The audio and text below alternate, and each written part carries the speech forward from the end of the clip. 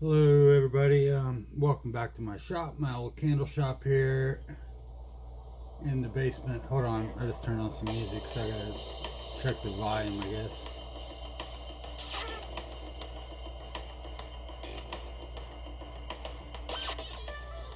Anyhow, yeah, I used to listen to music on my headphones when I worked overnight as a baker. Um, just because, music, is something to keep life interesting if you're an overnight baker. And anyhow, so I always try to listen to something upbeat to keep me awake at night when I was doing that. Anyhow, back to candles. Well, today's Thursday, February 11th. So Valentine's Day is Sunday. I still have to make a card or two or three. Um, One definitely for my wife. Anyhow, I got some candles. If you're not quite ready for Valentine's Day and you're trying to think of something to give to that special someone, I've got rose scented candles and red rose. In this case, the red rose is let me turn this down a little bit. Holy crap! Um, the red rose, obviously. Oh my goodness, I just love the smell of roses. Um, Yellow rose, we all know for friendship. So if you want to give that, if you need to friend zone somebody, ladies, that's the way to do it. But you don't want to, you know, ruin a good friendship. Anyhow, yellow rose, or you just want a really great gift for a really cool friend. Um, and of course, we all know the pink rose, which is a new fragrance for me actually. Um, oh, it just smells great. It's got more of the green notes, more of the leafy elements in this one. So like if you actually got a dozen roses or a box of roses, that's kind of like right there. But pink for admiration, you know, could be something you would give to somebody that you don't really know that well, but you admire greatly, and you love them in an admirable way. You know what I'm talking about, right? So your mom would love this. All right. Um, Interesting that I actually picked this fragrance out, Tonka and Oud, a design that was originally for more of a what I was looking for is a masculine line, and I hate to divide fragrances into masculine and feminine, but in my experience, basically, I mean, in broad generalities, they kind of can be grouped, like that, historically speaking. But I do realize there are some ladies who like an earthy fragrance, and this is actually one of my best sellers this year so far. Um, Tonka and Oud. So it's like a really, how to describe it. I've described it in previous videos. It's earthy, but it's like a powdery, like a smooth, um, it's like a day at the beach almost for me. But anyway, so it's really more of a unisex, I guess, or like androgynous kind of fragrance. So it's something that anyone could like, but who knows? Apples and maple bourbon. I don't know a guy who hasn't loved this. Of course, most of the guys that I'm talking about are, um, you know, either waiters or, like cooks, restaurant people, because I've been in the restaurant business for a while. And they love this. They've been raving about this, for the last couple of years actually, where you're not really sure what to get. You want something for yourself. Most guys buy candles to give as gifts to the women in their lives, to their moms, their grandmoms, their girlfriends, wives, and things like that.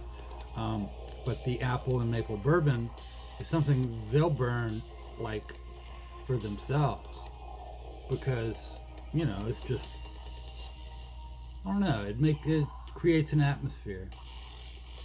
And anyhow, it's an atmosphere that guys like for themselves or to share with somebody else. Uh, Next in line is Nag Champa. So, if you're an incense enthusiast, like I am, well, I mean, I don't really burn incense in here, but I do have, plenty of fragrances going on already. So I don't know if incense would probably just get in the way of what my nose needs to do to design these candles. But Nag Champa is one of the classic incense fragrances from like years back, since I can remember, even going back maybe 10-15 years, even 20 years. If you've ever burned incense, Nag Champa is, and this is like my version in a candle form, but it smells pretty true to form. So next is actually like more of a Christmas favorite. If I can grab it here. Frankincense and myrrh. Now, this one is something you would more notably attribute to Christmas. Fragrances is about as sophisticated as you can get. It's like one of those fragrances that I really can't describe. If I were to say earthy, there's like powdery top notes and like a rich middle that's I really just can't describe in words. So I put it up as an experience because it is. I don't know, if you think about the ancient history of frankincense and myrrh, it's definitely something to get you going, and it clears everything up too a little bit. All right, next I've got kind of a new line, something I haven't done before. Like all these other things, except for Tonka and Oud, I've done before. Rose, of course, I've done rose before. Cedarwood Blanc is something that I like personally, so I kind of put it in the masculine category. But it's like cedar with a hint of vanilla. Kind of simple. Anyway, it's something that is destined to make a room or a home more inviting, kind of warm and friendly. There you go. Something that would also make a home warm and friendly. And this is like an old-time favorite of mine. I made this first when I was working at a steakhouse. And and of course I worked as a baker for a while, so for a while, like 16 years. But Wood Fired Bakery is my own design from an experience that I had walking into Sub Rosa Bakery in Churchill here in Richmond, and just sitting down. In fact, that's a picture of me well, not me, but I was eating a little pastry swirl thingy, and I'm sorry, yeah, I gotta cut that off.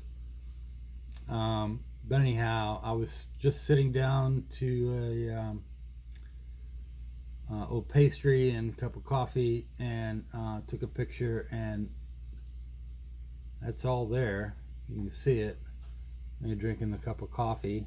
That's the cup of coffee. It says Woodfire Bakery, and a little pastry that I was eating at the time. And just sitting there, kind of taking it all in, um, I knew I had to put that fragrance in a candle. So this is it.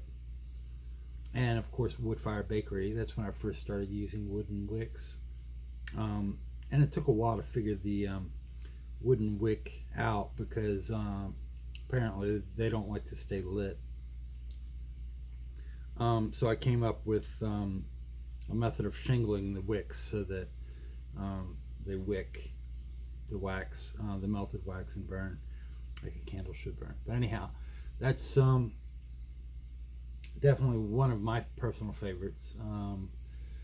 I would say in my top five.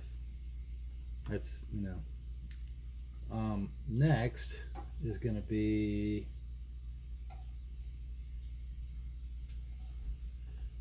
Black Cherry.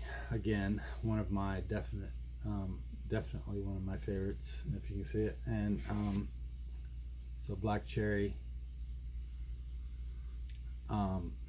just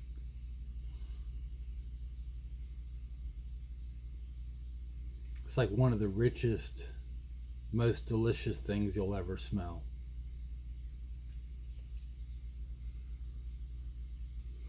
Absolutely. Just I don't know. It just makes me feel good. Um, and I have a few others, of course. Some of these that because I had a case of ball jars. So I made these. This one Tonka and Oud. You can see that. And the Black Cherry also is in these guys. So apple and maple bourbon also.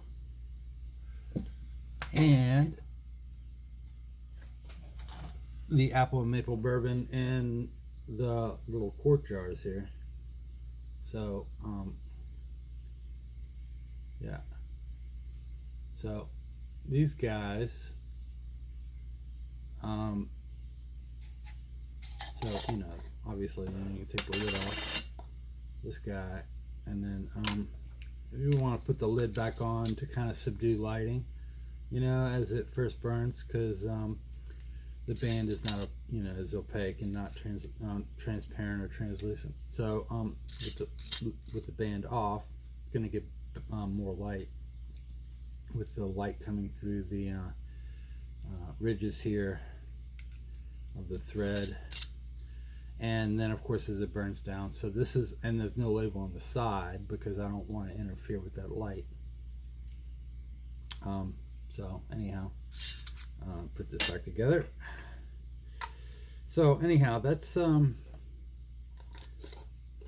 of like pretty much all I have. Oh, except for this one right here, pomegranate, which I've mentioned before. I'm sure I've mentioned before. I made this one a couple weeks ago, but pomegranate is like one of those Mediterranean. I mean, to me, it's like strawberries, but deeper, or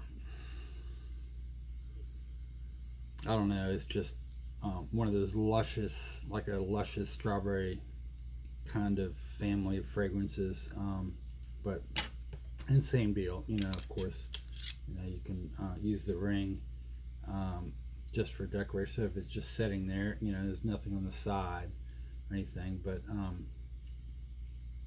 anyway, I got those going, these going for $15 each, so if you're interested. And Pomegranate. I mean, yeah, it's. I'm thinking of Valentine's Day because of course, it's right around the corner, Sunday and all. But I mean, it'd be great for any time, really. And in a jar like this, it's kind of appropriate. So like a little dining room or kitchen type spot, and you could run it. It's like after dinner. Um,